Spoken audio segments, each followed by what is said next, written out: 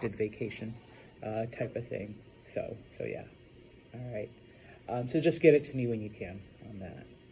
All right. So just to kind of recap, because I know it's been a week, chapter 2, which is where we're on, we started talking about Mesopotamia. Remember, you do need to know its location, modern day Iraq. And the reason why we look at Mesopotamia is because this is where the first complex societies develop, all right, about 11,000 years ago.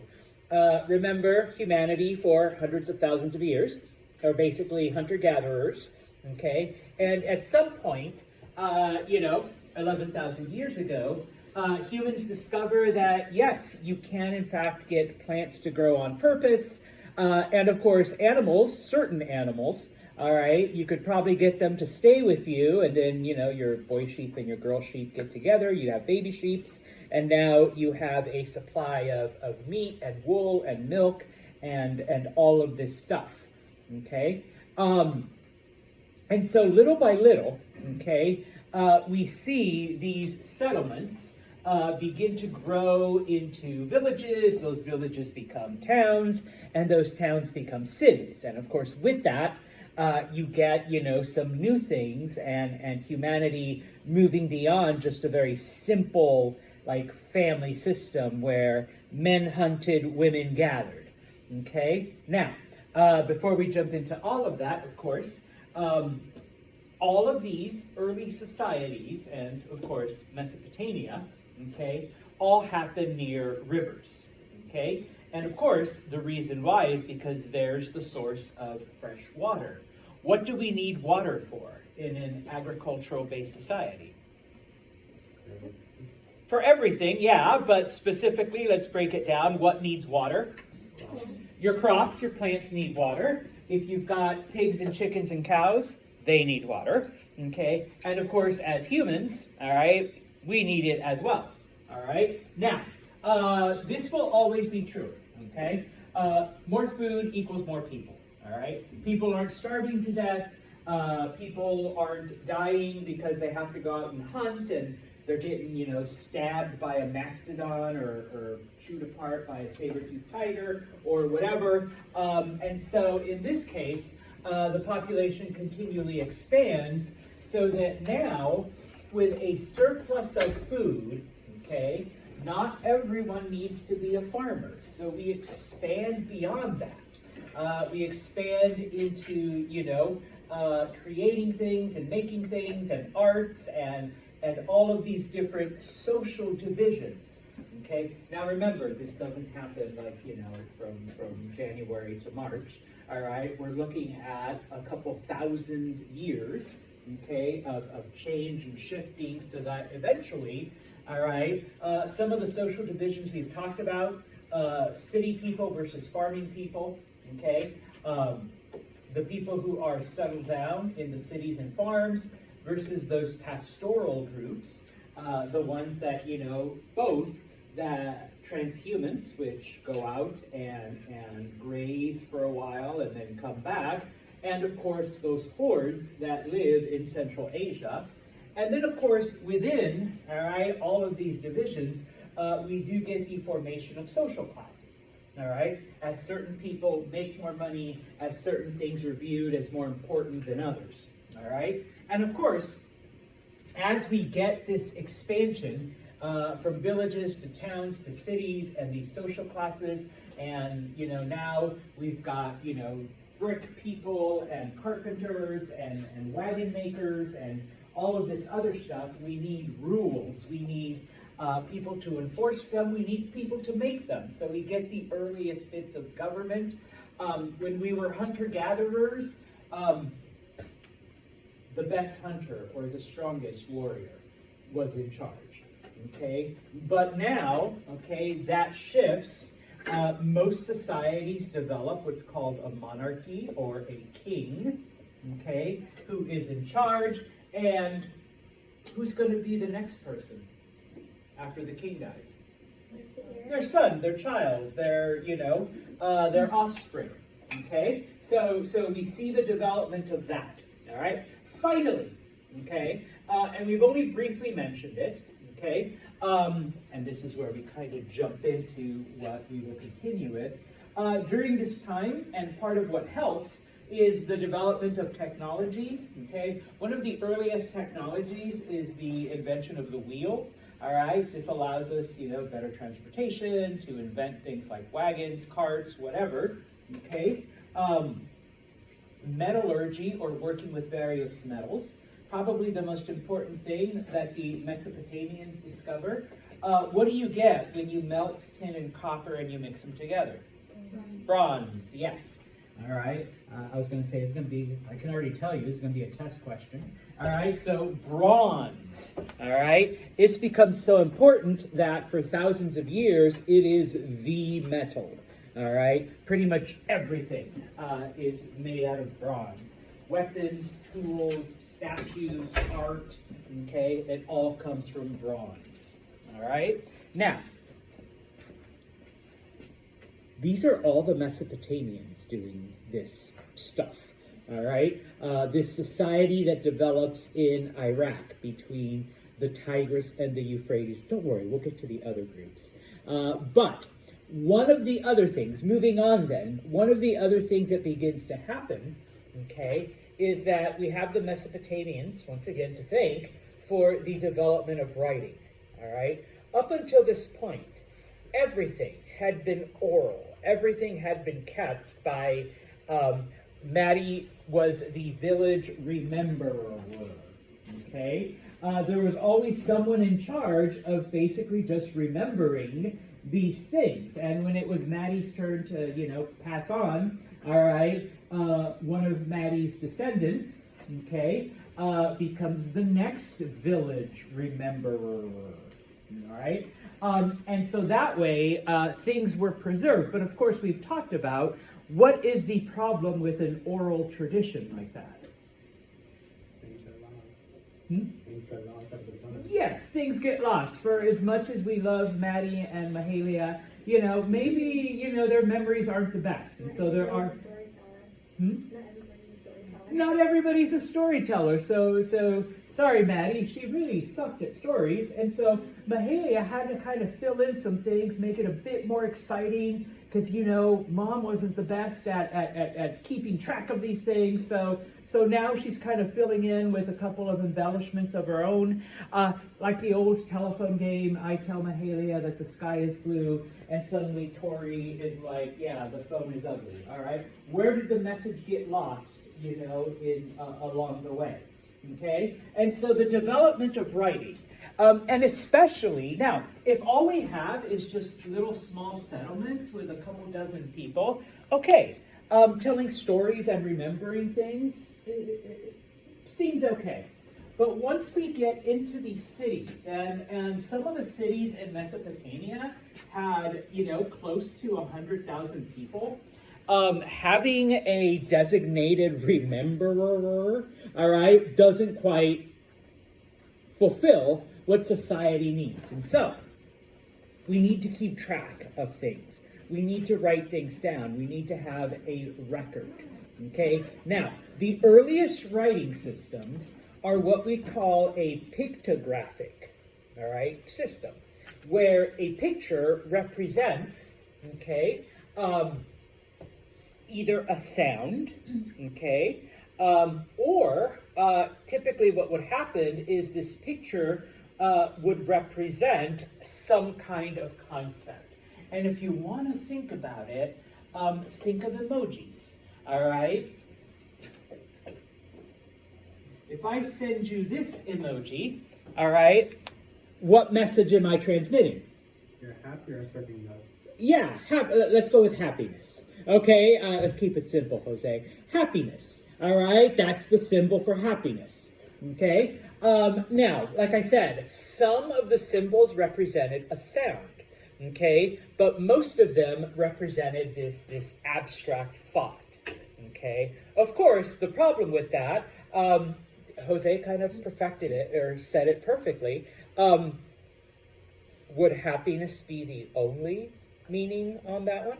No, it could be interpreted in a lot of different ways, okay? But we'll get to that when we look at Egyptians and the Phoenicians and a couple other things. Okay, but for now, the very first systems of writing, okay, you do need to know the C word, all right? Cuneiform, some people say cuneiform, all right, I prefer cuneiform. This was the Mesopotamian system of writing. Basically what they would do is they would take wet mud tablets and then etch these different symbols, okay, into the mud. They would let it dry, and there you go. Here is your written record, okay? Just FYI, a lot of the old cuneiform tablets that we have found are basically receipts. It basically just says, like, Olivia gave me 10 bushels of wheat, 2 bushels of barley, and half a chicken and 2 cows. And in return I gave her, like, shiny gold-looking rocks and some jewels and 3 of my baskets. And so that's basically it, okay? Which leads us to believe that obviously, commercial transactions, all right, were very important. And of course,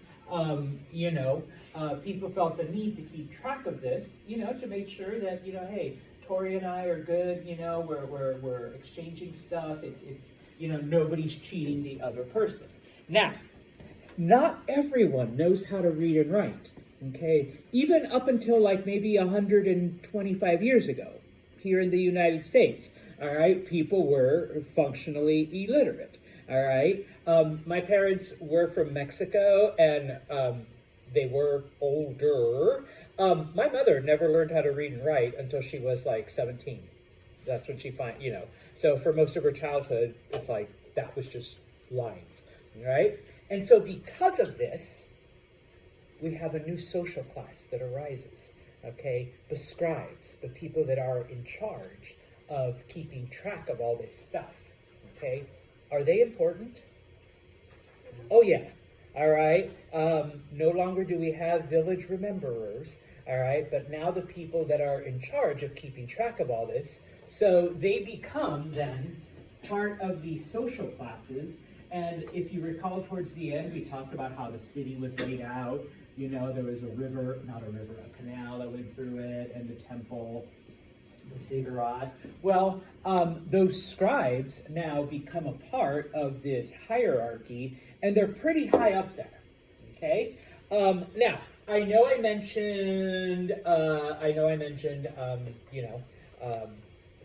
business, all right, type of stuff, all right? But of course, some of the things that writing is used for in general, but specifically some of the things that we have found in Mesopotamian writing, all right? Obviously, history and economy, all right? We have found a brief history, or at least from the point where they developed writing, a history of the people. And of course, like I said, a lot of the tablets that we have found are literally just business receipts. Tori? By people's history, or history of family trees? Yes. Yeah, or stories that like have been passed on from father to son, mother to daughter, things like that. Okay, and so yeah, that's why I put like narratives. Our family came from a lot of generations ago, and we moved here to the city of Lagash, and here we became the village shoemakers, and so people's, I guess, like ancestry type of thing. So not just like the history of the whole group, or I don't want to call it a country yet because it's still just a city, but yeah, your personal histories, okay? We've all, and these are some of the things that we begin to learn about their religious practices. Obviously, we can't get into it because this is just a 101 class, but if you take like a specialty class, some of the prayers and some of the hymns that they would chant when they went to the ziggurat. We have found, different copies of that as well, etched in these tablets, all right? So we know that there was some personal stuff. One of the things that we have found, and I'll explain what Sumerian is in a minute, but the list of kings, the list of rulers over a particular area. Okay, so this is how we have come to know, oh, hey, these are the people that were in charge during this time. Okay, now, and I mentioned this when we talked about creation narratives, and it's really dominant in Mesopotamian stories, the narrative of a great flood, that at some point there came, like it just kept raining and the rivers overflowed and it destroyed everything in the area. Okay, very similar to the biblical narrative. Okay, of course there's no giant boat, there's no boy animal, girl animal, all being led by some weird dude named Noah. All right, that doesn't exist, but the fact that everything within the area was flooded out. Now, most of the stories that come from Mesopotamia talk about the destruction of the city of Uruk in this. But we do know that other cities were also wiped away. Okay? More than likely, the records of those were also wiped away. Remember, it's only being written on mud tablets. Okay? But like I said, many of the narratives share some similar, like, it rained, and then the river flooded, and people, like, ran away, and, they drowned, and, all of this other stuff, okay? Of course, like I said, nobody's like, yeah, then this giant weird dude with a boat came around and, collected people's animals, all right? The last thing that we have found, all right, is, and we believe it's the oldest written story, okay, because obviously there were probably oral stories before this, but a story called the Epic of Gilgamesh, okay? And it is actually from the Epic of Gilgamesh, that we learn quite a bit about Mesopotamian society. And just by a show of hands, has anyone, like, heard of it or read it before? Okay, a couple of, I had to read it in high school, okay? So it was one of those fun stories. It's about a king named Gilgamesh, who, when his wife dies, he, like, just goes around terrorizing people and destroying stuff. And so the people pray to the gods to, calm them down, save us from this brutal king. And so the gods sent him Enkidu, a companion. So it's two dudes, all right, and they become best friends. It's a bromance, I guess. And they go out hunting together, and then they go fighting together, and they do all of this stuff. At some point, though, Enkidu dies, and Gilgamesh once again slips into this depression, and he goes around and just, like, killing random people. All right, that's all I really remember. I really should look at it again. It's on the internet if you ever want to read it.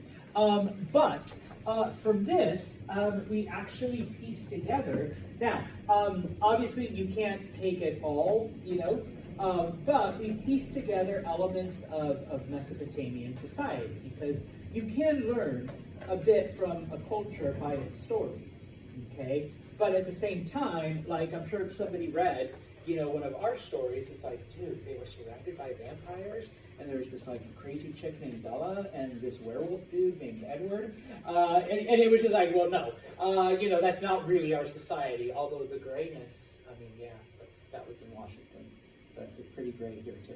All of that other stuff. So we have found this in the written records of Mesopotamia, okay? Just an example, because, once again, those tablets do exist. This is what they look like, okay? Some of them, obviously, are broken, because they're a couple thousand years old, all right? Don't ask me, what does that say? I don't read cuneiform, all right? It wasn't one of my areas of study, okay? I can barely handle English and Spanish, all right? I'm not going to do ancient languages. How did they figure out what it said? Because the system of writing was passed on to other cultures, and so you can kind of backtrack it that way. So yeah, there are some writings where people are like, we have no fucking clue what this means, because it didn't affect other areas, and so there's no way to kind of trace it back. Okay, but with cuneiform there is. Imagine nowadays they're like, would you like your receipt? Okay. Yeah, just the big brick. Okay, and so as I said, we get this development over thousands of years. Settlements become villages, villages become towns, towns become cities. Okay, at some point, different cities begin to unite. All right, now sometimes it's like a mutual thing. Okay.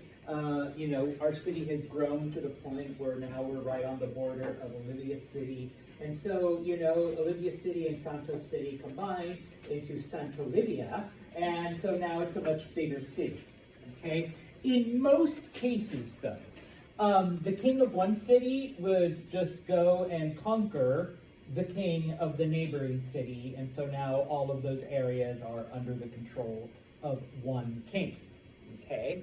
And so, in southern Mesopotamia, various cities come together, both through, like I said, mutual agreement and through conquest, and the area becomes known as Sumer, Now, back in the olden times, when Santos was your age, historians called it Sumeria, but looking at more documents and translating more, cuneiform tablets, it seems as if Sumer was the more common name or the more accepted name, but the adjective, if you want to describe something, it's Sumerian, Now, of course, that, I promise I'll come back, all right?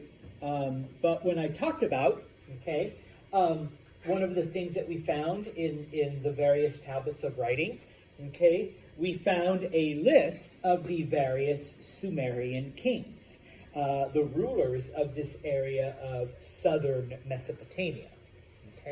Now, in central Mesopotamia, various cities came together, once again, either through alliance or through conquest or through whatever, and they became known as Akkad, all right? And the adjective for them is Akkadian.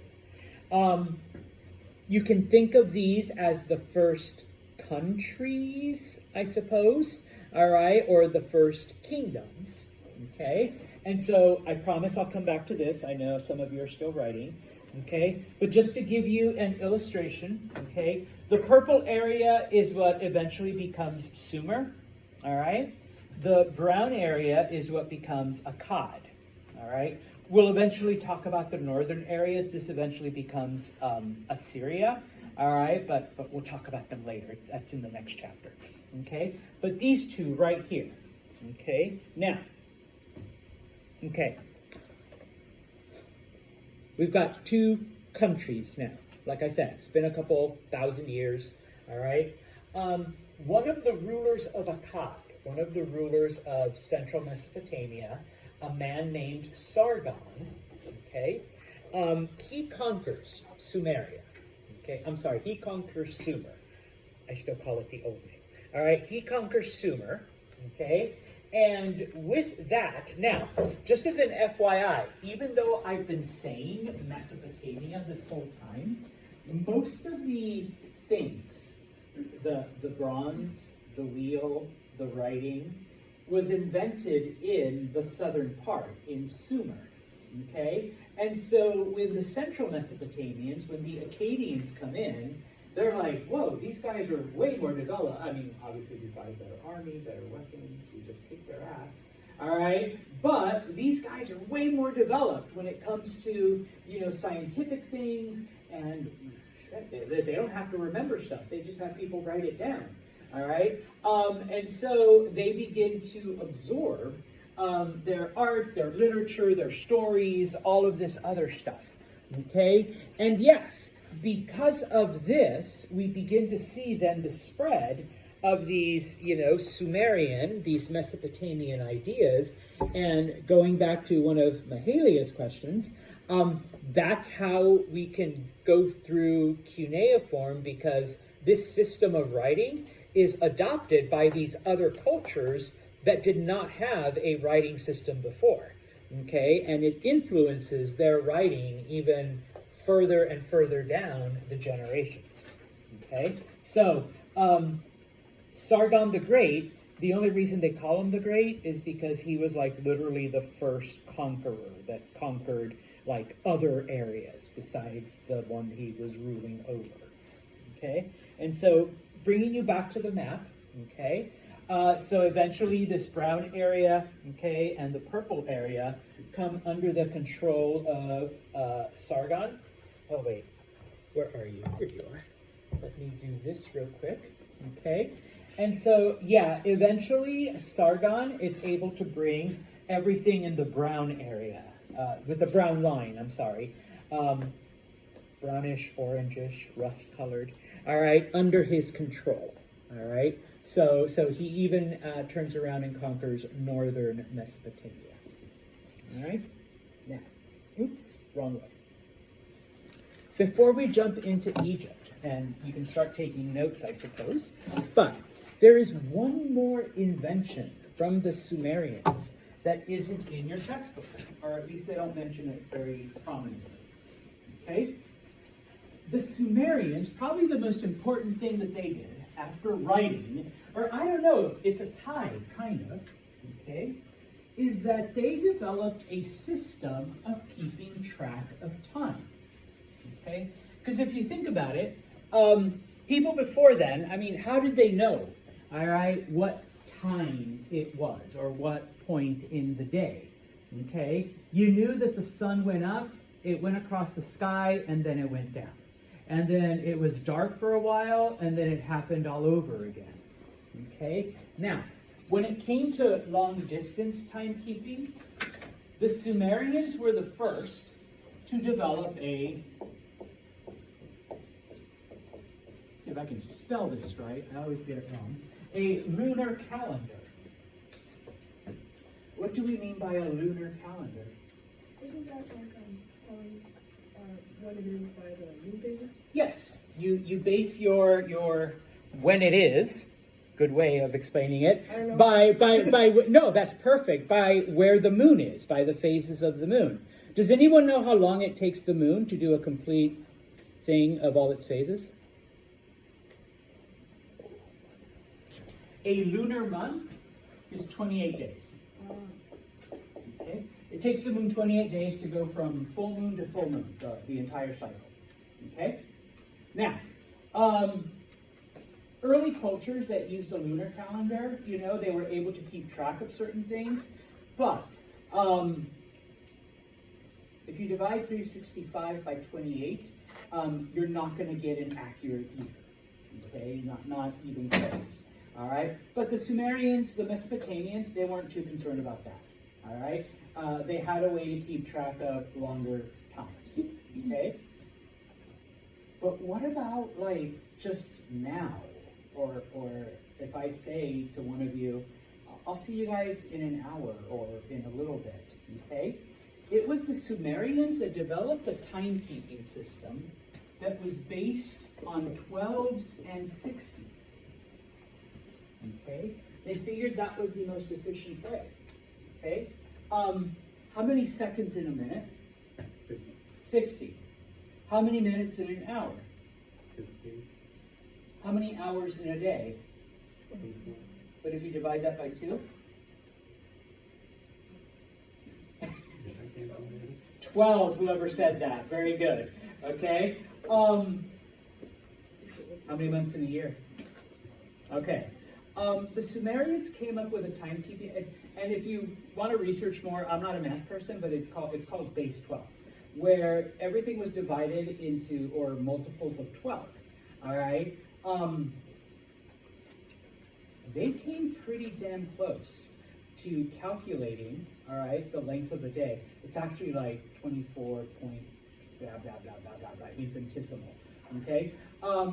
But, all right, because of them, we can now, you know, we have that concept of, I'll see you in an hour, okay? Or I need, 25 minutes, all right? And we know the length, okay? 11,000 years later, have we improved on that? No, an hour is still 60 minutes. A minute is still 60 seconds. We still divide our day into multiples of 12. Okay, The timekeeping system that and it was specifically the Sumerians came up with, we haven't done much to it since then, okay? So like I said, I'm not sure whether writing or timekeeping, bless you, is like the greatest contribution of the Sumerians. When did it like daylight savings time come? Oh, that wasn't until, it was Benjamin Franklin's idea, but they didn't actually start doing it until World War One. What about leap year? That you get to thank the Romans and, you know, some of the Western European countries for that. Is this year a leap year? Or is It is, Every 4 years. yeah. So this month we'll have a 29th day. Are you serious? Yeah, February will be longer than usual. So when did they make the sundial? Hmm? When did they make the sundial? That was right around this time because obviously, you know, they aren't walking. I have an, oh, sorry, I'm just showing, you're like, why are you showing us your hand, Santos? I have an old school, like, analog watch, but those of you with, like, iWatches and Fitbits and stuff, yeah. No, that would be thousands of years later. So yes, the sundial would be the easiest way to keep track because you're obviously basing it on the position of the sun. So, yeah. All right. How do they figure it out? What do you mean? Like sundown? Well, if you angle it a certain way, no matter where the sun is, the shadow will then tell you where it is. And then it's dark. Yeah. And yeah, and so you're like, oh shit, okay, no light, I guess it must be whatever. Okay. From there, they went by the star positions, all right? Because once you learn where they're supposed to be at a particular point in time. The other thing you have to remember is, and I don't have a globe, but the location of Mesopotamia, it's, you know, kind of in a middle zone. So it's not like here in New York where, you know, in the summertime our days are like, you know, 10 hours long, and then in December, you know, we're lucky if we get like 5 hours of sunlight, you know, type of thing. So it was more balanced. So obviously it's easier to invent in places like Iraq and Egypt and those places because you've got that more stable thing. So, all right, let's move to Egypt and let's go back in time. All right, 4000 BCE, we begin to see the first settlements along the Nile River. Okay, now I'm not going to go into the whole thing again because it basically happens the same way. Okay, you have these settlements. The settlements grow into villages. The villages grow into towns. The towns grow into cities. Okay, you know, people domesticated animals. They started to grow plants. They, you know, the whole. I erased it, but you know, the whole social classes and the whole thing. Okay, now.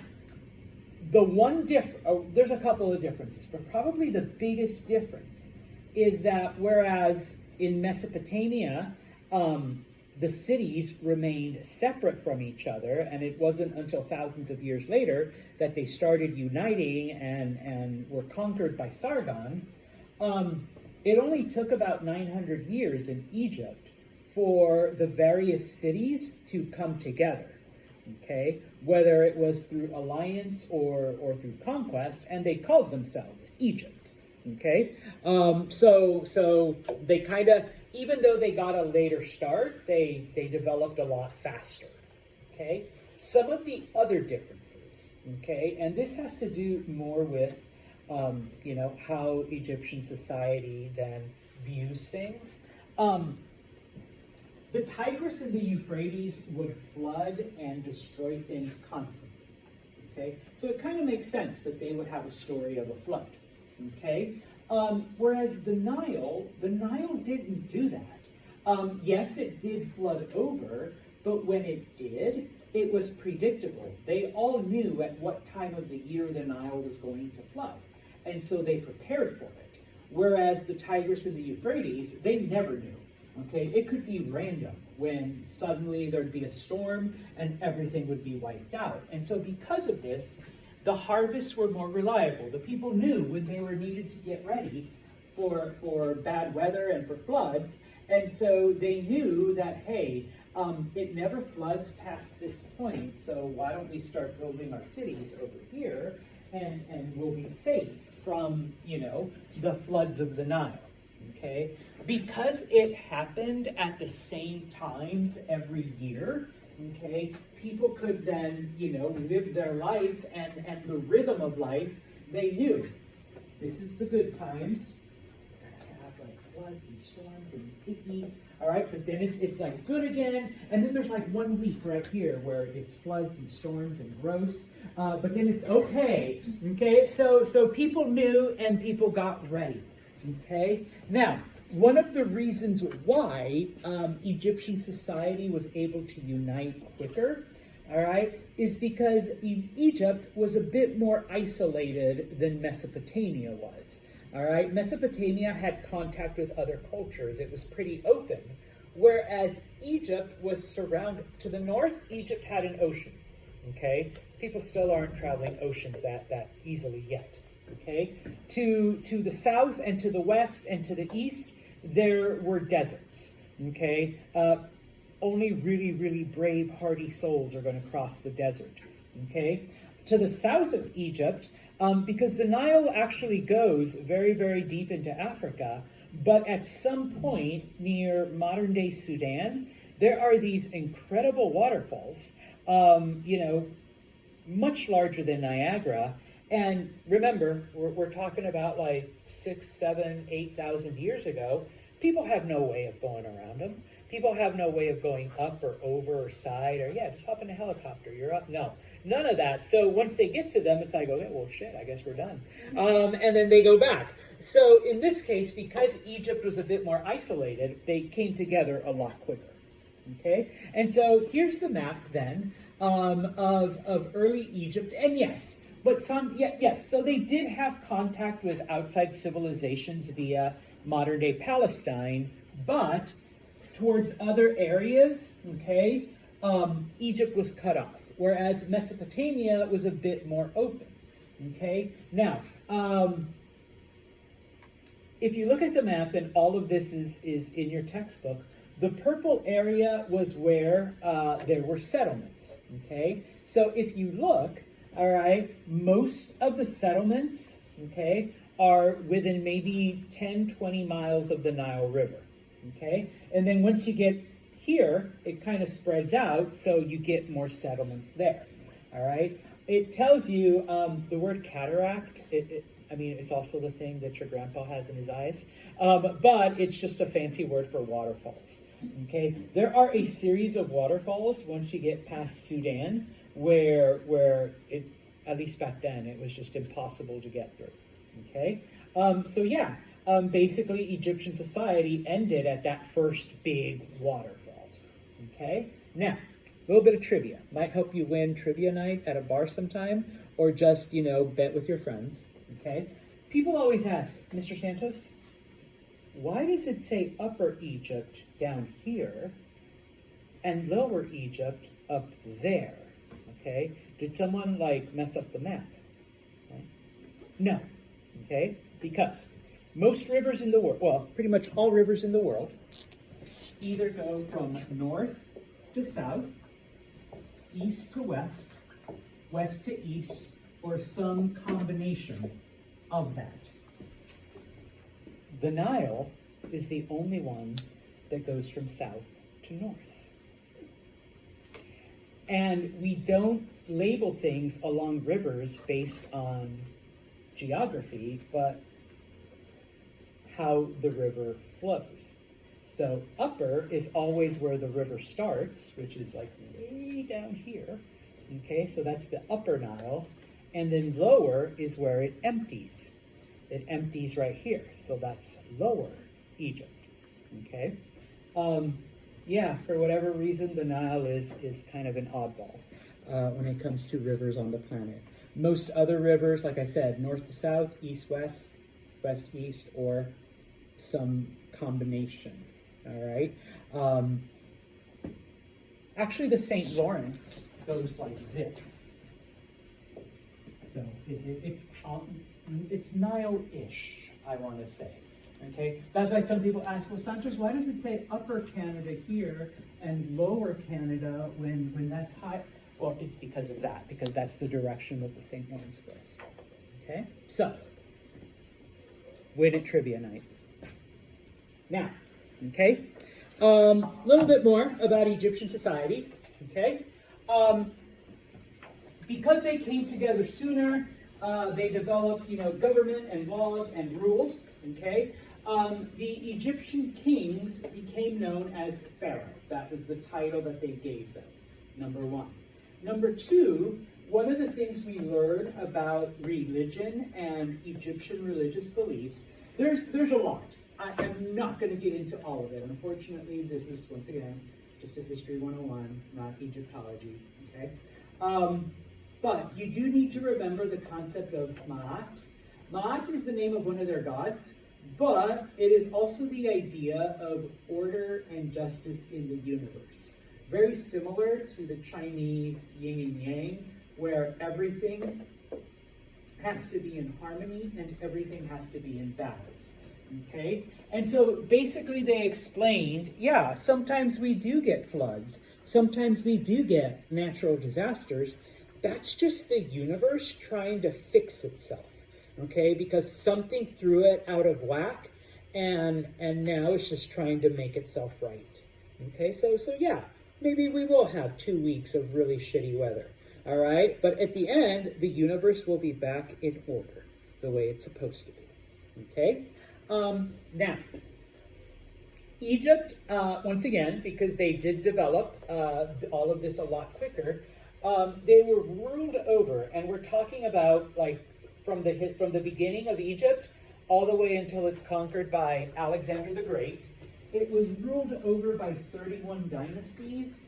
A dynasty is basically a family that rules.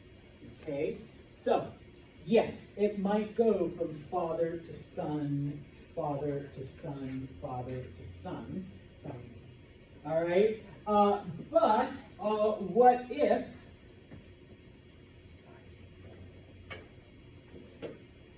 he doesn't have a son?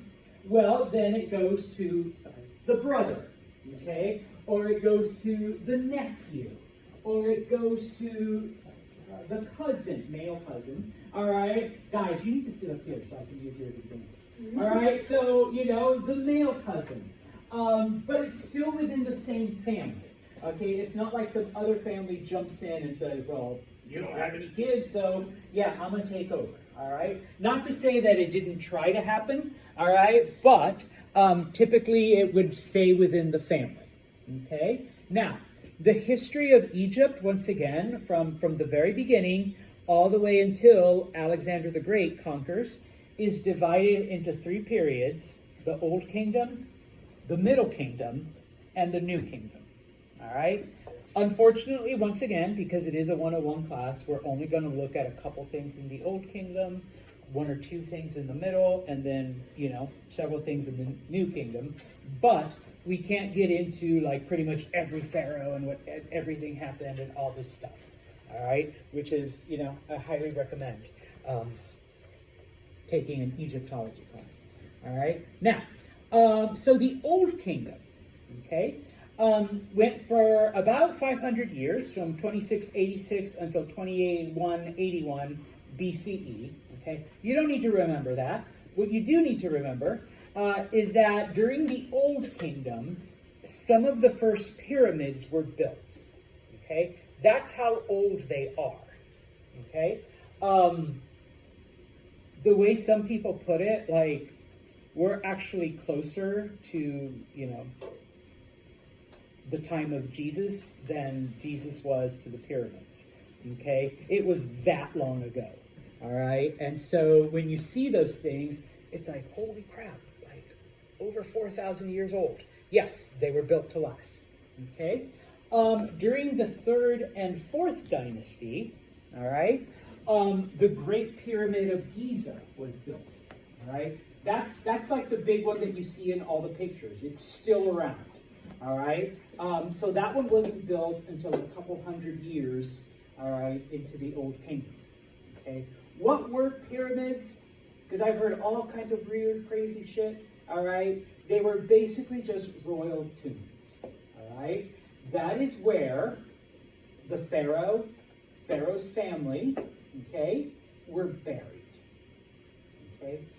They weren't like alien houses, they weren't post offices, they weren't like fill in alien whatever, okay, because I've heard all the alien theory. No, okay, they were just big, giant tombs for the kings or other royal members and their servants and their pets and a couple other things.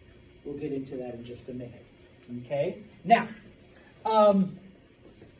Egyptians were polytheistic. Okay? What does polytheism mean again? Many gods, yes. All right, you're going to remember the P word. All right, you better know it. Okay? And so because of this, all right, it was a very elaborate system of worship. Each god had its own festivals, its own days, its priests, its ceremonies, okay? Some of them were similar, some of them overlapped, but most of them were very different. Now, I didn't touch on this as much as I should have, but in Mesopotamian society, whether it was Sumerian or Akkadian or whatever, okay? Sorry, ladies. Women cooked, cleaned, had babies, stayed home, property of men, okay? The men were the ones that ruled. They were the ones that, kept the house, kept the family. They were the ones that, did all the stuff, okay? Egypt, though, okay? And I put this here. There were priestesses in Egypt. There weren't in Mesopotamia, okay? Some of the gods were women. In order to truly carry out the rituals of the goddesses, you needed priestesses, okay?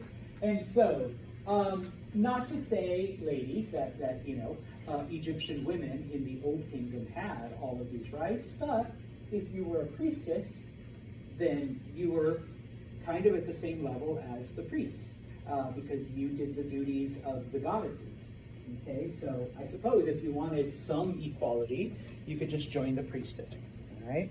Now, we already talked about the concept of Ma'at. Okay. When it came to the pharaohs, okay, at first, just like in other places, it was believed that they were chosen by the gods to rule.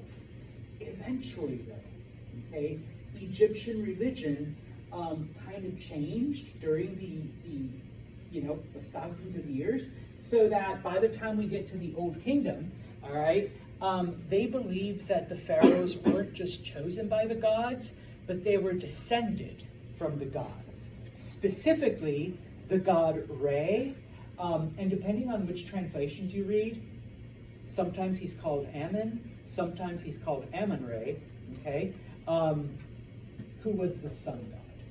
All right, so in this case, we have the pharaoh.